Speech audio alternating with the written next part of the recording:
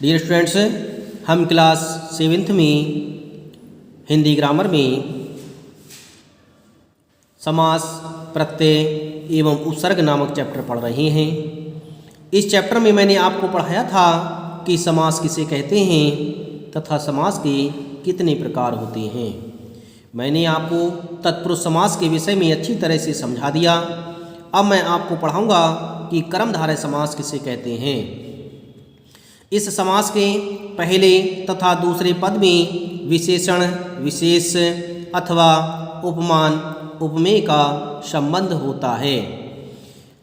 कर्मधारय समास में पहला पद विशेषण होता है, दूसरा पद विशेष होता है, या पहला पद उपमान होता है तथा दूसरा पद उपमेय होता है। विशेषण उसे कहते हैं जो संज्ञा और सर्वनाम की विशेषता को बताता है, उसे विशेषण कहते हैं। विशेष संज्ञा पद होता है। इस तरह से कर्मधारय समास का पूर्व पद विशेषण होता है तथा उत्तर पद विशेष होता है। जैसे इसे हम उदाहरण के माध्यम से समझेंगे। समस्त पद है पीतांबर। पीतांबर शब्द में विग्रह होगा पीला है जो अंबर। पीला विशेषण है, अंबर संज्ञा है। इस तरह से अंबर की विशेषता बताई जा रही है कि वह पीला है, इसलिए पीतांबर शब्द में कर्मधारय समास होगा। इसी तरह से दूसरा शब्द है घनश्याम। घनश्याम शब्द का विग्रह होगा घन के समान श्याम। घन कहते हैं बादलों के लिए। श्याम की विशेषता बताई गई है कि वह घन के समान है। इस तरह से इसके पहले पद में विशेषण है, दूसरा पद विशेष है, इसलिए घनश्याम शब्द कर्मधारय समास होगा। इसी तरह से कर्मधारय समास के और भी उदाहरण दिए गए हैं जिन्हें आप अच्छी तरह से पढ़ेंगे। अब मैं आपको पढ़ाऊंगा कि द्विगु समास किसे कहते हैं। द्विगु जिस समास में पहला पद संख्यावाची होता है, संख्या का अर्थ होता है गिनती, जिसमें संख्याएं दिखाई दे रही हों, जिसमें संख्याएं हों।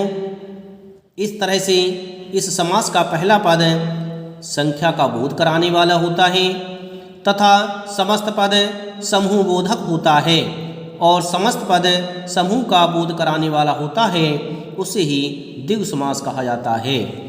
इस तरह से जिस समास का पहला पद संख्यावाची होता है, संख्यावाची विशेषण हो और समस्त पद समूह का ज्ञान कराए, ऐसे शब्द को द्विगु समास कहेंगे। जैसे समस्त पद है पंचतंत्र। पंचतंत्र समस्त पद में पंच का अर्थ होता है पांच, तंत्र माने तंत्रों का समूह, पांच तंत्रों का समूह। इस तरह से पहले पद में संख्या है, दूसरा पद समूह का बोध करा रहा है, इसलिए पंचतंत्र समस्त पद में द्विगु समास होगा। अगला उदाहरण है पंजाब। पंजाब शब्द में विग्रह होगा पांच आवो। आवो कहते हैं नदियों का समूह, पांच नदियों का समूह। पंजाब शब्द में पांच संख्यावाचक है, आव समूहवाचक है, इसलिए पंजाब शब्द में द्विगु समास होगा। इस तरह से द्विगु समास के बहुत से उदाहरण दिए गए हैं जिन्हें आप देख करके अच्छी तरह से समझ लेंगे।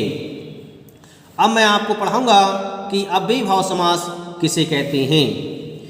अव्ययी भाव समास जिस समास में पहला पद अव्यय होता है, इसके योग से समस्त पद भी अव्यय बन जाता है। समास का पहला पद प्रधान होता है। अव्ययी भाव समास का पहला पद प्रधान होता है, इसका पहला पद अव्यय होता है और इसके योग से समस्त पद अव्यय की तरह प्रयोग किया जाता है। जैसे इसे हम उदाहरण के माध्यम से समझेंगे। यथा समय। यथा समय का विग्रह होगा समय के अनुसार। इसका पहला पद अव्यय है तथा दूसरा पद अव्यय हुआ है क्योंकि पहला पद अव्यय है। इस तरह से पहले पद के साथ में दूसरा पद भी अव्यय हो गया है और यथा समय का यदि हम विग्रह करेंगे तो विग्रह होगा समय के अनुसार। इसी तरह से अगला उदाहरण है यथाशक्ति। यथाशक्ति का विग्रह होगा शक्ति के अनुसार। इस तरह से हमने अव्ययीभाव समास के लिए समझा कि अव्ययीभाव समास उस समास को कहते हैं जिसका पहला पद अव्यय होता है और इसके योग से समस्त पद भी अव्यय की तरह प्रयोग किया जाता है। इसमें अव्ययीभाव के समास के बहुत से उदाहरण दिए गए हैं जिन्हें आप देख करके अच्छी तरह से समझ